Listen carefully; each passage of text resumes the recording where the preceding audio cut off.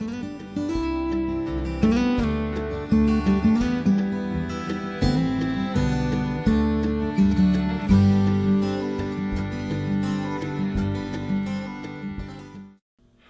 hello everyone and welcome to another episode here on the MIgardener channel. I'm so excited to be bringing this episode to you all because I get asked a lot how we feed our worms in our worm composting bins. And there's a little bit of a secret to this that's pretty commonly known for people that have been worm composting for a while. But for people that are just getting into worm composting, a lot of times people tend to throw in whole food scraps. And that's great, it's gonna do the job, that's fine. But there's a trick to getting the compost way faster, so you can go through more food scraps, get a return on your, on your harvest a lot quicker, and it's just a little cleaner as well. So this is going to prevent all those little bits of food scraps that people don't like finding. It's going to prevent fruit flies because they're going to compost faster. It's going to prevent mold and smells that people don't like. So it gives you a very clean, smell-free, fruit fly-free compost, which I think is where you want to be going. So, all right, coming in close, I'm going to show you what we do. It's super simple, and then we're going to go feed them. So, let's go. All right, so the trick is getting a good quality blender. If you want to get a blender, make sure it's not like a $5 one. Make sure it can blend some pretty heavy stuff, because what we do is we literally throw in whole fruit, just kind of break it up a little bit so it's not so whole, but tough stuff. Like stems typically don't go in there, like a stem to a banana, that doesn't go in there. But anything else, whole fruit rinds, fair game. Throw them on in. Stems to broccoli. I mean, this stuff is always ending up in landfills. I can't tell you how many pounds we've probably gone through. Throw that all in there. Cut some of these up too, just so they're a little smaller. Throw those in, and it helps to make the process go a little quicker with the blending. It's a little easier on the blender too, on the motor. But all we want to do is we just want to basically, here's the secret. The more you can increase the surface area, the faster it's going to compost. So if you were to throw this whole cantaloupe in there, it's going to take probably between 2 and 3 weeks to fully compost, maybe even a little bit longer. That's not that great for composting time. Instead, by cutting it up, now just by cutting it into 3 sections, you've increased the surface area by about 3 times.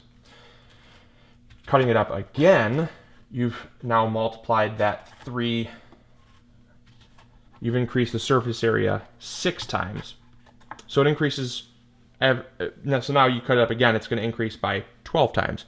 And so by throwing it into the blender, you're increasing the surface area by thousands of times. Thousands and thousands of times, and that's going to help the worms to digest it, because the worms don't have very large mouths at all, and the smaller you can get it, they can digest a lot faster as well. So let's add a little bit of water to this, and then we're going to blend it up. So what you want to do is you want to pick a side. You want to stick to that side and keep feeding them on that side, and you want to feed them, but you want to alternate. Okay, so after about a month, you want to feed on the other side, because what happens is all the worms will migrate over here, and they will completely digest all the food in this area. And then what will happen is then leave this side without any food and put a bunch of food over here. They will move over and they will digest everything over there, and it gives you an even consistency, because the bedding material that we're using is actual partially finished compost.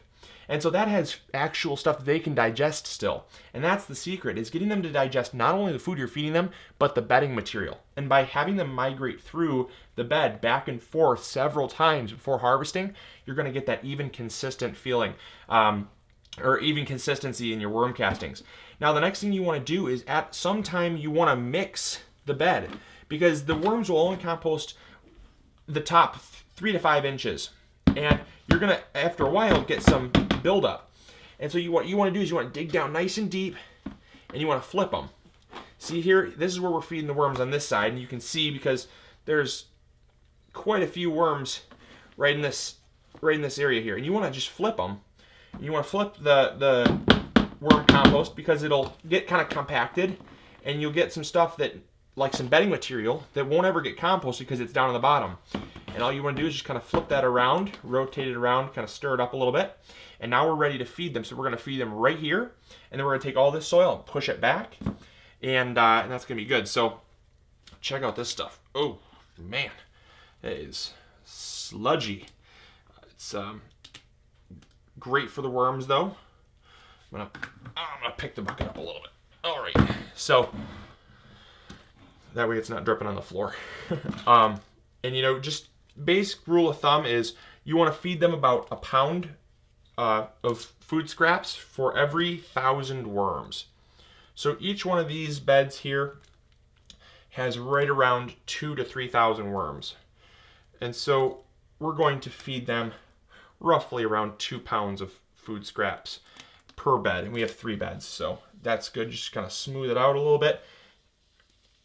And then all we're going to do is we're going to bury it with more soil, and that keeps the fruit flies out, even if it's small. Sometimes people still get fruit flies. So we're going to cover it up nice and deep there, and we're good. So, all right, now on to the next bed. Make sure to keep a cover on them because worms actually like the dark. If you have lights in your house, keeping a lid on, or if you have them in a garage or whatever, the sunlight, they won't come up and compost those food scraps. So having a nice dark lid on here will keep the worms moving throughout the bed, top and bottom, so you have, again, more consistency. So there you go. It is that simple to feed your worms. Now again, this is something that not everyone really finds enjoyable. But what I will say is that it is reducing thousands of pounds of food scraps that would normally go into the landfill. And I will say that if you're not ready to make the jump to really keeping worms in your house, this is in our basement here, they're very clean, they don't smell, but still some people have stigmatized them to be nasty, dirty, icky things. And so I realized that there's a little bit of a jump. Maybe try keeping them outside. And if you're still not ready to work with worms, at least consider putting the food scraps into a compost pile. Because as soon as we start reducing the amount that we're sending to the landfill, we're going to notice that there's a huge environmental impact and as well as a financial impact as well. Because the compost that you use in the garden can save you on bagged soil. The fertilizer that you get from the worms is going to keep you from buying synthetic fertilizers that really don't benefit your plants at all. It's going to build your soil, and it's really going to give you a much healthier and delicious produce from the garden as well. So, all right, that's all I got for you today. Hopefully you all enjoyed, and again, hopefully you all are growing big or going home. I'll talk to you all later. This is Luke from the MIgardener channel. See ya. Bye.